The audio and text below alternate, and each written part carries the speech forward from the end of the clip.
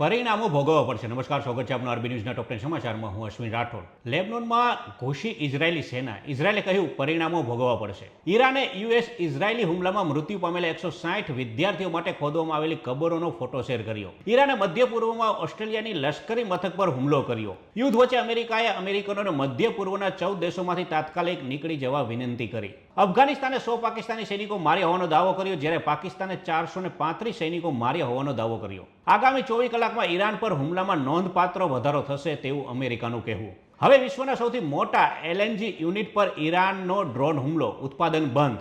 પહેલગામ હુમલામાં વપરાયેલા ગ્રોપો hero camera ચીનમાં હોવાનું જાણવા મળ્યું. એનઆઈએને મળી મંજૂરી. એક રિપોર્ટ અનુસાર ઈરાન વિરુદ્ધ કાર્યવાહીના પહેલા દિવસે અમેરિકાએ 7,168 કરોડ રૂપિયા ખર્ચ્યા.